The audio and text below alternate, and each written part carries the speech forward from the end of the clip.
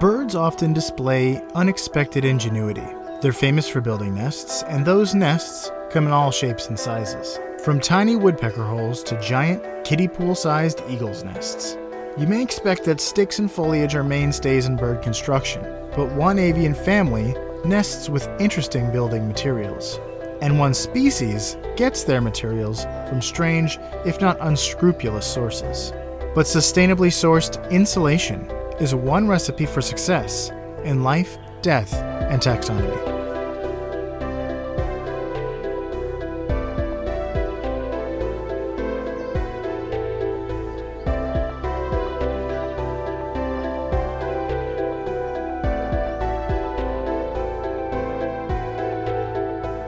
Welcome back to Life, Death, and Taxonomy. It's your 30 minutes of interesting animal information. I'm Joe. And I'm Carlos. Thank you to Cassie for our theme song. Hear more of Cassie's music by searching Cassie Michelle on YouTube. Today, we're talking about a bird with a penchant for piracy. Ooh. But more on that later. You went the same direction that I went. Really? Yeah. The source I found was using that word, piracy. Oh, really? Yeah. Cool beans. We have a lot to talk about then. Just to dispel the mystery here, let's talk about what this animal is. It is the fork-tailed palm swift. So if you don't know anything about birds, you probably would not immediately identify that as a bird. Yeah. But no, it is a kind of bird. Swifts are a whole family of birds. Yes. So let's give it some nicknames. I'm Well, kind of proud of these ones. What? Little known fact, did you know that Taylor Swift is short for fork-tailed palm swift? That's one of my nicknames, the Taylor Swift Tailed Swift. The T-Swizzle. Well, I guess I'll say that one first. It's also called the Neotropical Palm Swift, which just talks about like where it lives. But we'll call it the Taylor Swift Tailed Swift. That's one. We can also call it the Hada Squamata. The Kevin Bacon bird, which I'll talk about later, and parrots of the Caribbean. Yeah, they're not which parrots. I'll also talk about. But parrots play a role. Let's taxonomize this bad boy, because this is a bad boy. Like this tailed swift is trouble. But we'll get into that. So the kingdom is the one that you know it, you love it, you're in it. And that kingdom is Kingdom Animalia. Phylum is Chordata, because it's a bird. Class is Aves, because it's a bird.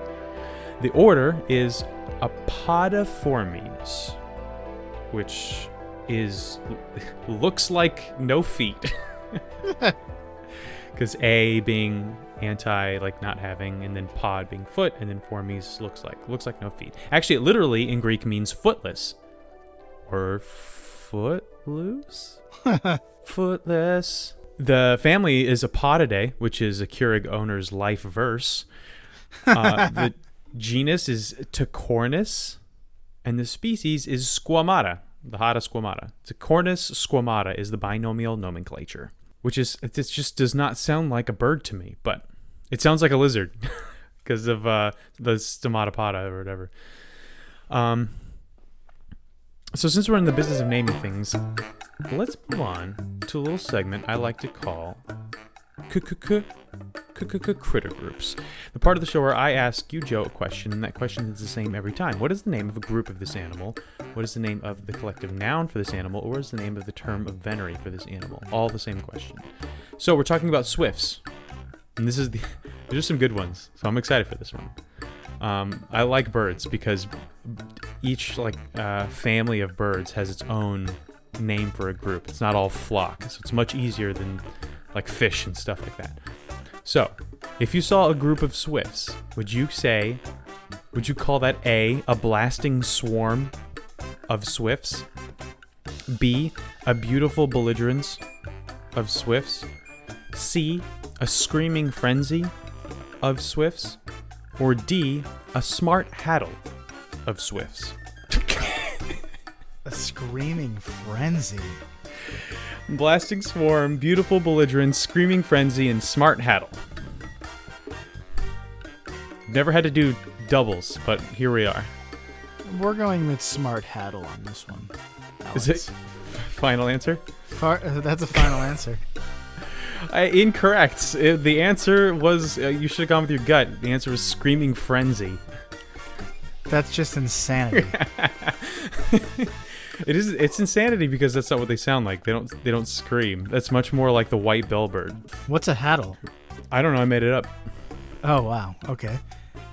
The belligerence, I'm pretty sure you've used belligerent like 5 times. Oh, really? I love that word. It's one of my favorite words.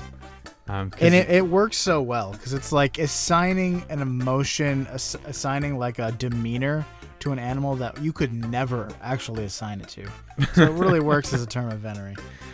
Or just if there's really just warlike animals, you could call them a belligerence. There's got to be a belligerence of something out there, and eventually we'll land on it, and you won't think it's the answer, but it will be the answer. But until that day, it's a screaming frenzy of swifts, which doesn't make any sense. So let's talk about where they live. It is called the neotropical palm swift, but the neotropical is an entire latitudinal range. So they live in the marshes and forests of Trinidad, French Guiana, Brazil, Colombia, Venezuela, and Peru. So they like kind of northern South America, but not Central America. They're for some reason. So they hang out there. That's why they're in the Caribbean. So they are pirate-ish, and they do live in the Caribbean. You ready to hear about what this thing looks like? Sure. All right. They are about as swifty as swifts get, which means they have slender bodies, large pointed wings, and short beaks. When they're in flight, they look kind of like a moth that's all stretched out and pinned to a board, or a batarang. Either one. Narrow-winged. Well, yeah, I guess large is not the right word. They're long pointed wings. Yes. It's not large, long pointed wings. They are narrow, and they're kind of they're angled downward. They're very aerodynamic looking. They have the characteristic forked tail of a forked tail swift. But it wouldn't be the first time that we've talked about an animal that was grossly misnamed. Though, Grima Wormtongue, they said he had a forked tongue, and I didn't see it in the movie, so I was a little bit disappointed. It's a metaphorically forked. Metaphorical. It's a metal fork. If I saw one of these swifts flying overhead, I would assume it was a swallow because of the tail. But then an ornithologist would berate me harshly and tell me that the rectrices on the swift's tail feature a completely different interlocking microstructure before taking away my binoculars and my fun birdwatching vest with the fish hooks in it. Ornithologists, they're serious. And they could tell right away you weren't, you don't even have the right hat. What do you have fish hooks for? This because it's my outdoor hat. That's what it's for. I tried to look up a detailed picture of one of these swifts, but 80% of the images on Google are of the bird flying, so it's not really that detailed.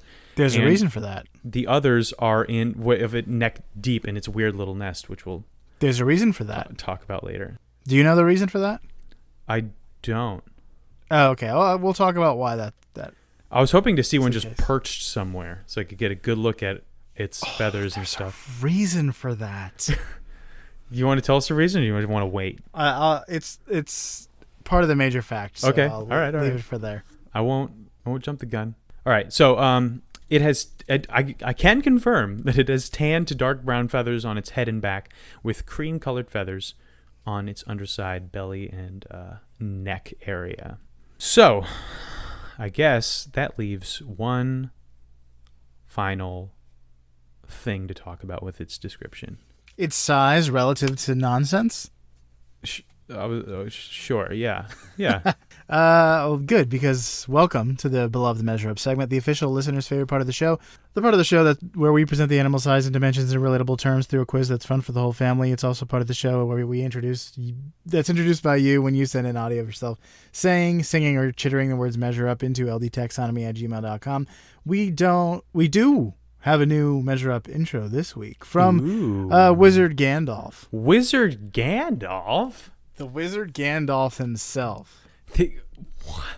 What? He's the white or the gray. I even mentioned Lord of the Rings already in this episode. It doesn't say if it's white or gray. Did I summon him? You did. He's been sent back, but so that he can complete his task, which is to introduce Measure Up. But he can't directly. Interact with the creatures of Middle Earth. The quality of the podcast. No. That would be against the Mayar or whatever. Wow, we're getting deep lore. Deep lore Lord of the Rings lore.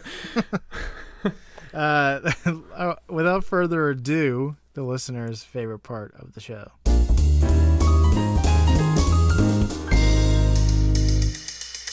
Oh.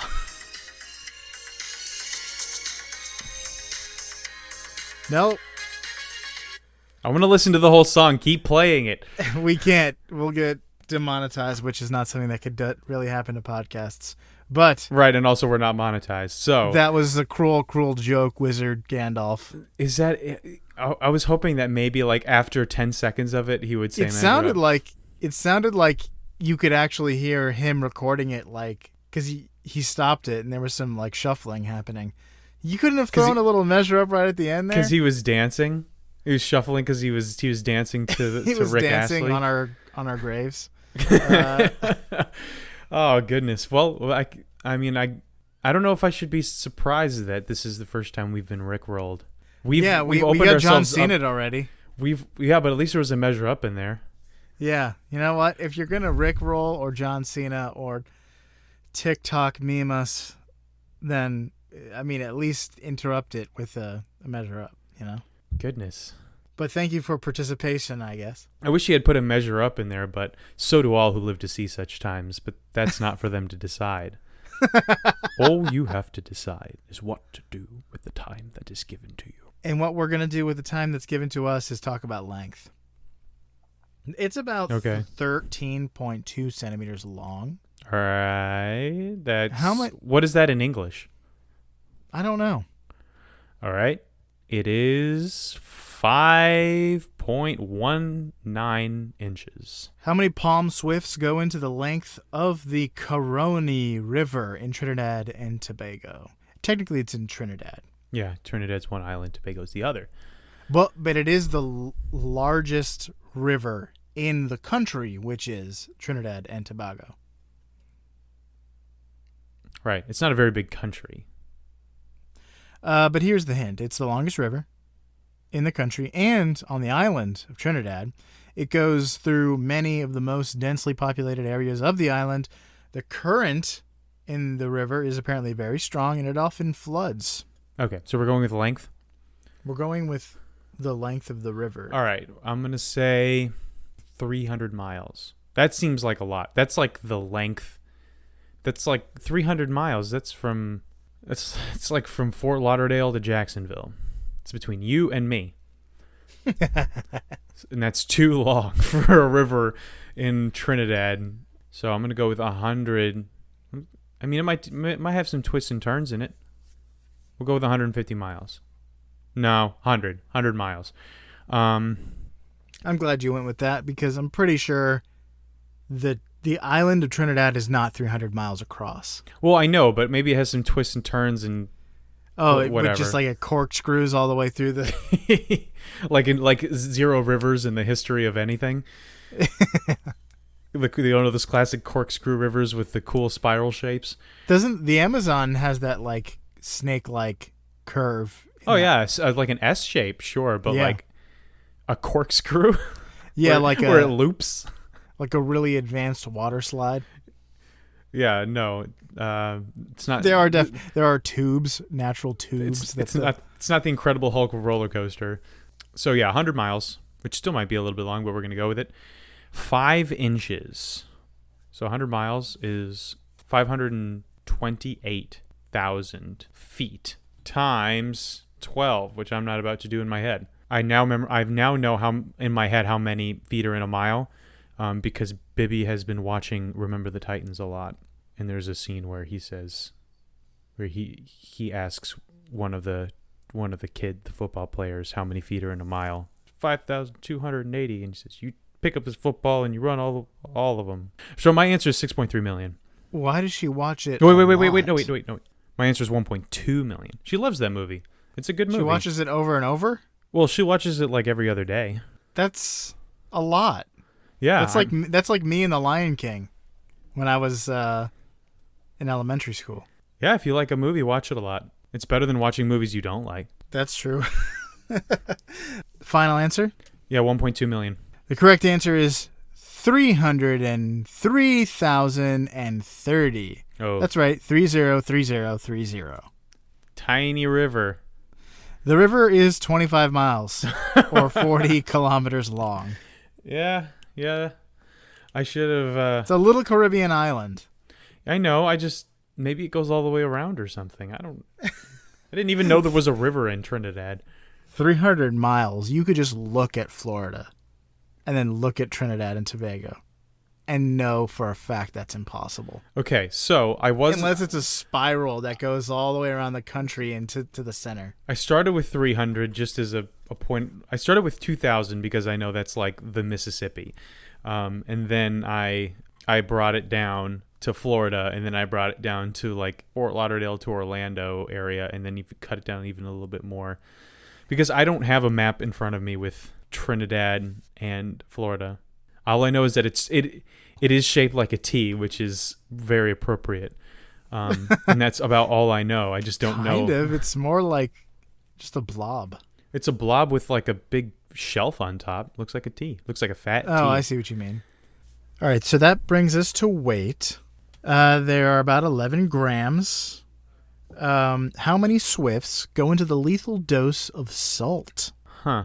What is... You don't have the 11 grams in America terms, do you? No, I can't remember.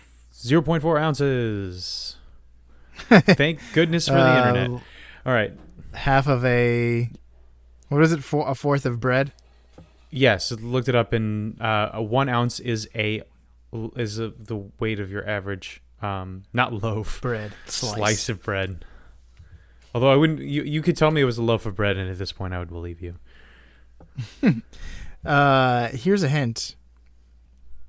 Salt can be removed from your body through sweat and urine, and if you eat a salty meal, you can purge it by drinking plenty of water, but taking too much at once can be more than your body can handle. Also, fun fact, they measured lethal doses of things in it's abbreviated LD50, lethal dose of 50%, and that means this dose is enough to kill 50% of the population tested, which means like if you're testing it on mice, then if it only kills like 3 of 10 mice, then it's not a lethal dose. Does that make sense? So like some people might react differently to different things, and like some people are bigger, some people are smaller, and there's a lot of like variations and variables and stuff like that. If it kills 50% though, it's considered a lethal dose. Okay. Well, welcome everyone to LDT, Lethal Dose of Taxonomy. That's very true. Yeah. How many giant Latin terms can someone listen to before they just die? Before it kills 50% of the population. All right. So, a tablespoon is not a lethal dose because you can put it into a recipe and then eat that entire recipe and not die. But 10 tablespoons might be a lethal dose. Again, but like it's just these units of volume and these units of weight, I just don't have a reference for. So we are going to go with 10. It's the Palm Swift is 0.4 ounces. So I'm going to say that 4 full ounces of salt is lethal, LD50, which means that 4 ounces? Yeah, I don't know. An ounce is like 1,000,000 pounds at this point. So, yes. An ounce is always heavier than I think it is. And, well, here's the thing. I'm not wrong. I mean, if I'm over, then I'm not wrong, technically. It's just at the minimum lethal dose. If I could say like, you know, a pound of salt is a lethal dose. And yes, it is. But I'm gonna go with a quarter of a pound. That's a lot. That's a lot of salt. Okay. All right, 2 ounces. Fine. We're gonna go with 5. About five birds worth of salt would kill you. Okay. 5 swifts. Yes. 5 salty 5 birds. super salty birds. You are correct, sir. No way. 5.09 swifts, 56 grams, or 1.9 ounces of salt. Is the minimum lethal dose. Wow. Sometimes I'm supposed to go with my gut, but sometimes second guessing myself is the way to go. But when you pointed out that it just seemed like a lot. Yeah, 4 ounces. When I thought of it, honestly, I have it all in grams. So when you said 4 ounces, I'm like, that's nothing. No, but but it's actually it's like a quarter of a pound, twice as much. So when I think of it as gosh, an ounce is humongous. If I had a McDonald's quarter pounder worth of salt, I think that would kill 3 people. So, yeah, awesome, nailed it. So much better than the length one. All right, are we good? We did it. We've measured it. We're good. All right. So here's some fast facts before we get into the major fact. So T. Swizzle tends to fly low over the marshes and scoop up flying insects. That's how she hunts. And they have they have short buzzing calls. Despite being called a screaming frenzy, their calls like a short buzz that sounds like a cicada burp. It's like bzz, bzz, bzz, bzz. That's not what I would call a screaming frenzy, but I would call a group of seagulls a screaming frenzy before I called this. What's that? Or crows. Yeah, there's lots of birds that sound like they're screaming more than this one. And that's about it. I think the rest of it has to do with your major facts, so we'll save it for later. Okie dokie. So here's the major fact. I'm calling it pirate preeners. Many birds make interesting and intricate nests. We've already talked about the bowerbird that builds a sophisticated stick hut to impress his mate. But palm swifts build particularly unique nests. First of all, they nest in palm trees, which is pretty interesting. As their name suggests, swift nests aren't your typical stick circle that other birds make. Swifts like to nest on the sides of things. So there are certain swifts that nest on cave walls and stuff like that. But palm swifts in particular nest on the underside of drooping palm leaves. So no stick fort will do when gravity is pushing your house and home to the ground. Instead, swift nests are light in plant material, but heavy in saliva. Yum. That's how my house is. So some swifts make nests out of bird saliva entirely. They weave these spit baskets that are stuck to the side of a solid object. Can you get that on Etsy? Yeah, I'm sure. And they put their little eggs into them like a little pouch. As soon as their saliva kind of hits the open air, it solidifies and gets pretty hard. So if they sleep with their mouth open, I wonder if it's just like a hard waxy coating on the inside of their mouth. If they drool in their sleep, they're just reinforcing their house. So if that all sounds really delicious to you, and you have a few $1,000s to spend, you can get yourself a bowl of bird's nest soup. The soup is an Asian delicacy, which is also said to have healing qualities. They eat this bird spit basket? Yes, they do. And guess what? Guess what property is the most attractive about this, that they say that Eastern medicine says about this? Just take a guess. Oh, does the bird spit increase your ability to run without growing tired? No. Will you mount up on wings like swifts? No, it's not. You don't get the powers of. There's a lot of Eastern medicine has to do with gaining the powers of animals that you eat.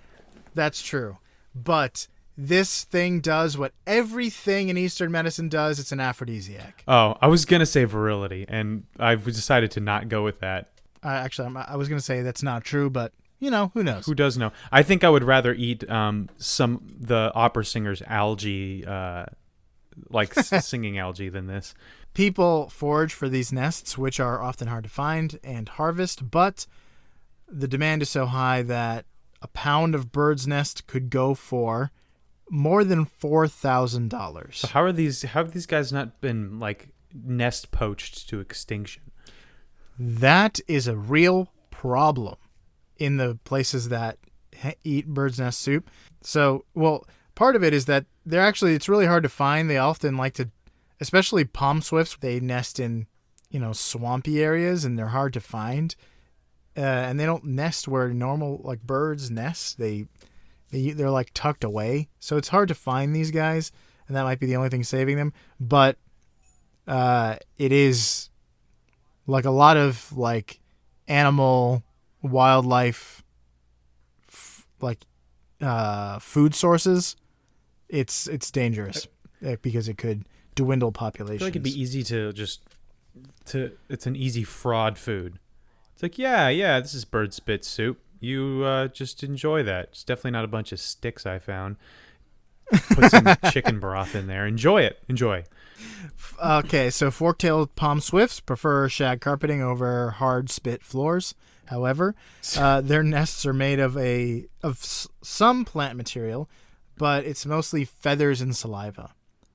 Not their feathers, mind you. They need those. Instead, they collect the feathers of other birds, especially pigeons and parrots. So just off the ground underneath their nests? Yeah, right. No, because they prefer fresh feathers. But this is also a problem because palm swifts spend most of their lives in the air.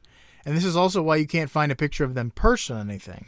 It's because they don't have any feet. They're called apodiformes for a reason. If you look at most swift species, they're often either flying or nestled against some surface, like a cave wall.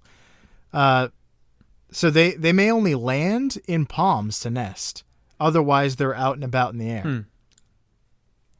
So it's hard to get a picture of them landing because they only land in their little nests. Oh, that makes sense. So how do they get fresh feathers in the air? So some reports suggest that they collect airborne detritus, or feathers that are floating around that in the air that are been shed by preening birds. But recent studies report that they launch airborne attacks against other birds to pluck their feathers right off their backs. Excuse me. That's very rude. When a bird flies close to palm groves, swifts will attack by striking the middle of their backs to pluck out a mouthful of feathers. Sometimes they'll even play with these feathers afterwards and come back and collect anything they dropped. Larger birds barely react, apparently, but smaller birds sometimes maneuver to avoid attacks and hide in trees. Yeah, I feel like pigeons would have a bad time with that. Yeah, because they're slow flying. They prefer slow flying birds like parrots and pigeons. Other birds like ducks are more dangerous because of their fast flight and erratic flight patterns. So it can be dangerous, but the person whose study I was reading said he thinks that they would just go after any bird that flies near their palm. But they prefer slower birds, but they'll go after other ones. But ducks will do barrel rolls apparently, which doesn't seem right. But they're very dangerous to go after. Ducks do seem like they struggle so much flying. Or at least the Muscovy. They're apparently very fast when they fly. Muscovy ducks they're relatively big birds. They just seem like they're really having a hard time of it, and they're just Muscovy ducks are very big for ducks. They are pretty big for ducks, but I'm now surrounded by Canadian geese, and now the idea of large waterfowl has taken on a different meaning because these guys are huge. Egyptian geese are kind of taking down south. Geese are rude, but it's apparently not as rude as the swift. So it can take a pair up to 3 months to construct a nest, and the author of this study suggests that it could be because it takes them that long to pirate all the feathers they need. Sounds like the sparrow isn't the only bird pilfering in the Caribbean. But that's all I got. Should have been Jack Swift. That would have made sense. I'm sure it would have been just as memorable. Isn't that great? It's a pirate of the Caribbean. Yeah, it is. A bird pirate. And it attacks parrots, so there's parrots of the Caribbean. Parents of the Caribbean. That sounds like a movie with Jason Bateman. Where he's like engaged to a Latin woman, and it's like... And there's something with pirates involved. And he's her parents are pirates. That's a very Jason Bateman thing to happen too. And there's like very humorous, but they're in like real danger, but they're humorously unaware. Or they take it in stride. Or he's the only person in the whole movie that takes this seriously, and everyone else is having a great time with it. Have you ever seen The Man with the One Red Shoe? No. It's a movie with Tom Hanks, and the FBI or the mob or something or both think that he's like some sort of like spy informant, mysterious man of mystery, and everything he's doing is like some sort of signal, but it's actually he's just kind of like a eccentric musician, and he has no idea what's happening, and he keeps giving people the slip just by accident. That's the whole movie? Yeah. Huh. Is that it? The ending of the movie? I don't need to watch it now. No, there's other stuff, like they send in like this like other spy to seduce him, and he doesn't realize anything, and she's like, he's so good. He's a top spy, and he's just like a guy. Very different from Bridge of Spies, the other Tom Hanks movie. Yeah, with spies. with Tom Hanks movie with spies. All right. That was the fork-tailed palm swift, the weird tiny bird that steals feathers from other birds mid-flight and then disappears into the night to go stash those feathers on Treasure Planet. So, do you have anything else? That's all I got. All right. So, for you out there in Podcastia, feather your nest, take care of your young, and drink up me hearties yo-ho like the fork-tailed palm swift here in Life, Death, and Taxonomy.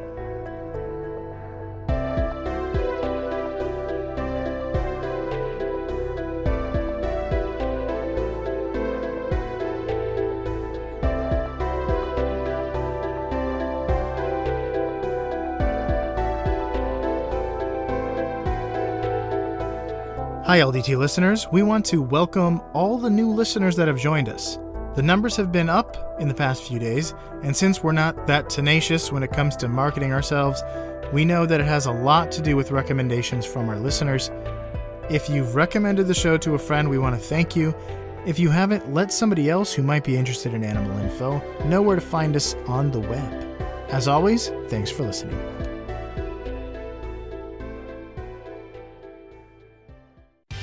Life, Death, and Taxonomy is my favorite in the world podcast. Hello, Bop, bop, bop. it's me. Bobby. That's pretty good. All right, ready? Whatever you say, Bobby. Bobby. That wasn't that great. That was And pretty good. I can only say Bobby in that voice.